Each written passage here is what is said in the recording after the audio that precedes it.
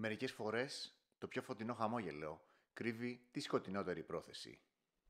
Σήμερα στο The Plan, μια γυναίκα που σκότωσε όχι με όπλο, αλλά με ένα φλιτζάνι καφέ και ένα χαμόγελο. Η Νάνι Ντος, η χαμογελαστή γιαγιά του θανάτου. Η Νάνι γεννήθηκε το 1905 στην Αλαμπάμα με το όνομα Νάνσι Χέιζελ. Ήταν ένα από τα 5 παιδιά μιας φτωχής αγροτικής οικογένειας. Ο πατέρας της ήταν αυταρχικός και βίαιος. Δεν τους επέτρεπε να πηγαίνουν σχολείο τακτικά. Τα χέρια τους ήταν πιο χρήσιμα στα χωράφια. Και σίγουρα δεν επέτρεπε κουβέντες με αγόρια ή φίλες. Η Νάνι ήταν ένα παιδί κλειστό, καταπιεσμένο, αλλά με πλούσια φαντασία. Η μόνη της διέξοδος τα ρομαντικά περιοδικά.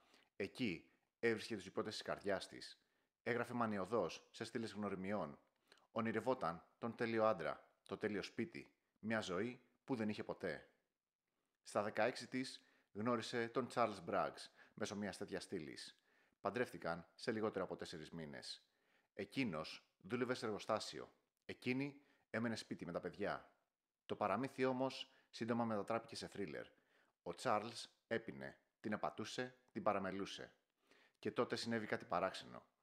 2 από τα 4 παιδιά τους πέθαναν, σε διάστημα λίγο μόνο μηνών. Οι γιατροί έκαναν λόγο για τροφική δηλητηρίαση. Ο Charles φοβήθηκε, πήρε το ένα παιδί και εξαφανίστηκε.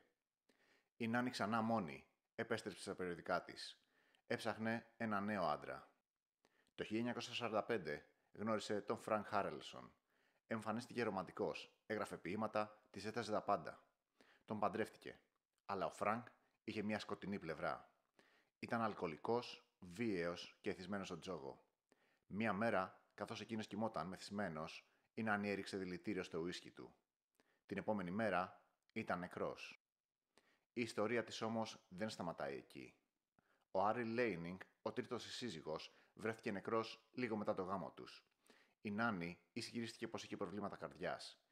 Και όμως το σπίτι του κάηκε. Όταν οι συγγενείς του προσπάθησαν να αναζητήσουν την περιουσία του, ανακάλυψαν πως τα πάντα είχαν περάσει στο όνομα της Νάνι. Συμπτωματικό, όχι όταν αυτό συνέβη και με τον Ρίτσαρντ Μόρτον και τον Σάμουελ Ντος λίγο αργότερα. Ο Σάμουελ Ντος, ο τελευταίος σύζυγος, ήταν συντηρητικός και αυστηρός. Δεν της επέτρεπε να διαβάζει περιοδικά ή να βλέπει τηλεόραση. Ήταν, λέει, σπατάλη χρόνου. Η Νάνι δεν το άντεξε. Του σερβίρε ένα κέικ με αρσενικό. Ο Σάμουελ πέθανε. Όμως οι γιατροί αυτή τη φορά επέμειναν για νεκροψία. Ανακάλυψαν μεγάλες ποσότητες αρσενικού στο σώμα του. Η αστυνομία άνοιξε το φάκελο Νάνι Ντος και εκεί ξεδιπλώθηκε ένα φρικιαστικό μοτίβο.